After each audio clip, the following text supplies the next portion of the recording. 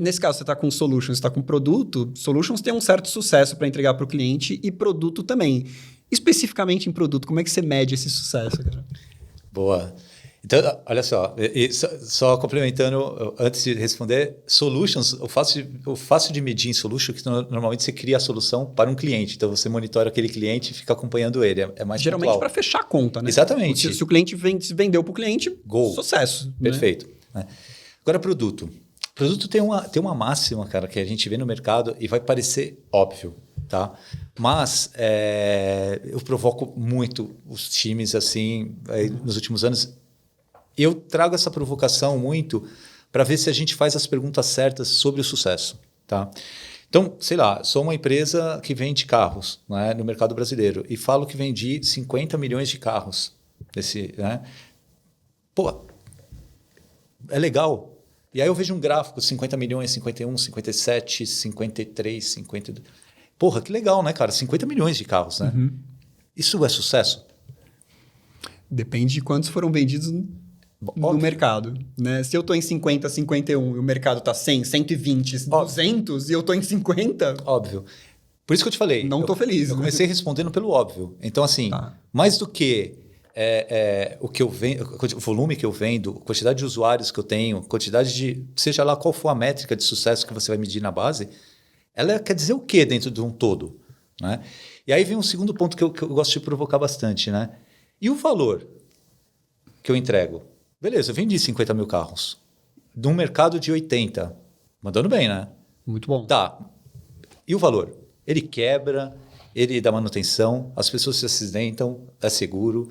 Qual é o valor que eu entrego por trás disso? Não é? Sem querer falar em GUP, mas eu contrato, eu sugiro, eu busco candidatos. O quanto esse candidato, quanto eu trago de 100 candidatos ou quanto eu trago de 10 candidatos incríveis para aquela empresa?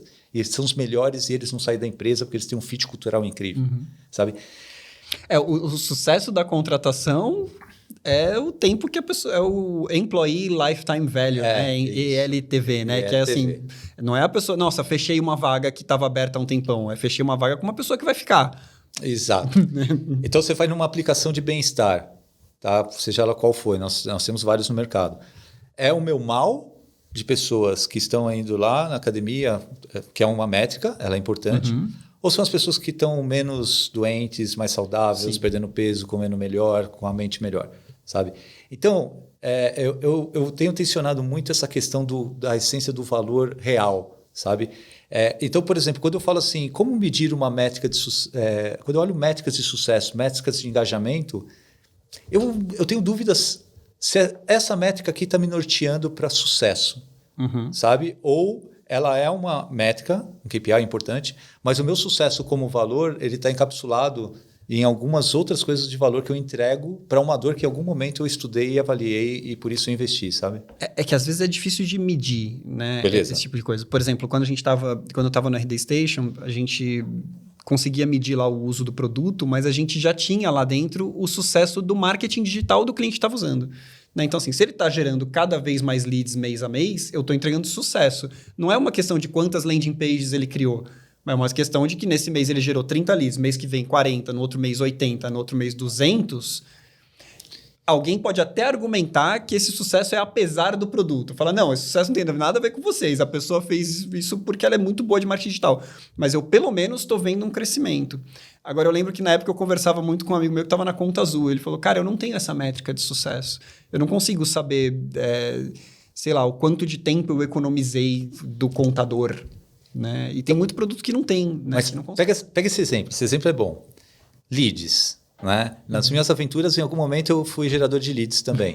Tá? Eu tinha certeza que você já tinha trabalhado com isso, Dri. E assim, vamos lá. Leads. Eu gero 40, gero 50, gero 60 leads e estou crescendo e está legal. Beleza? Quantos eu vendi? Então, assim, percebe? Na essência, leads. Tá bom, a RD Station ajuda a gerar os leads. Bacana.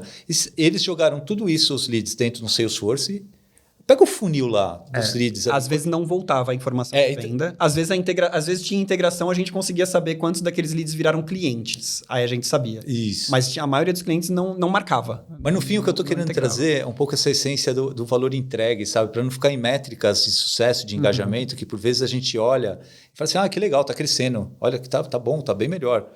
Tá bom, mas porque aí você começa a garantir a satisfação real do cliente, a percepção de valor.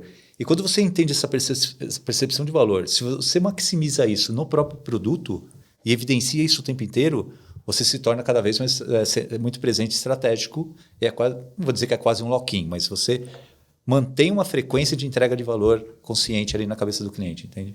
Principalmente se você consegue entregar de volta esse valor, esse número, esse dashboard. Show. Né? Eu lembro que na época da RD também teve um insight que eu já posso divulgar, porque ele é tão antigo que ele já não deve mais tá funcionando. Que uma das melhores correlações com retenção e satisfação do cliente era page view dentro do produto. Quanto mais a pessoa acessava o produto e usava o produto, mais feliz ela ficava com a gente e mais tempo ela ficava. E era curioso, porque você tinha usuários usando todos os dias, que as métricas de leads, etc., não estavam muito boas, não estavam melhorando, mas a pessoa amava a gente. E a gente tinha o contrário. Às vezes, clientes, né, que estavam melhorando a métrica e que acessavam um pouco o produto. E aí atribuíam o sucesso a outra coisa e não a gente.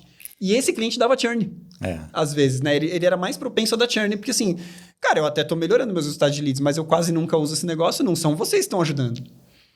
Né? E aí a gente falava, óbvio, eu não vou, se page view dentro do produto é a métrica de sucesso, eu não vou enfiar mais páginas nos fluxos só para a pessoa usar mais. Mas era super difícil pegar, né? E eu acho que no caso de vocês, né? No caso de RH, no geral, a gente viu essa tendência, né, dos softwares de RH quererem ser mais horizontais cada vez mais para poder pegar lá, não, beleza, eu faço admissão, né? Passei por RH também, por software de RH, eu faço admissão. Se eu fizer a demissão também, eu sei quanto tempo essa pessoa ficou. Aí eu consigo voltar para o meu cliente e falar, ó, aquela admissão que eu te ajudei a fazer, essa pessoa ficou 3 anos. Cara. Né? Então, você acaba, às vezes, tendo que construir mais produto, não só porque você quer ter um monte de feature, mas porque, às vezes, você está de olho numa métrica que você quer ter acesso lá na frente para poder gerar retenção do produto atual. Isso é perfeito. Você trouxe um exemplo muito legal.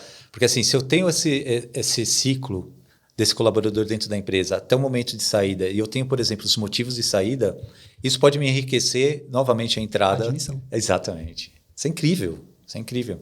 Entende? Então, o grande ponto que eu trago aqui, né, nesse contexto das métricas, é sair um pouco do óbvio, que às vezes está na nossa cara, e vendo números incríveis, e aí você olha numa linha de tempo, vem crescendo, tudo. Tá bom, isso em relação ao mercado quer dizer o quê? Essa é a primeira pergunta, né? Essa é básica, tá? Agora, o que está por trás disso? Essa métrica aqui, ela responde exatamente o valor que eu entrego, sabe? Aquela pergunta, por que os clientes nos contratam? Sabe? Para quê? Eu acho que esse é um ponto.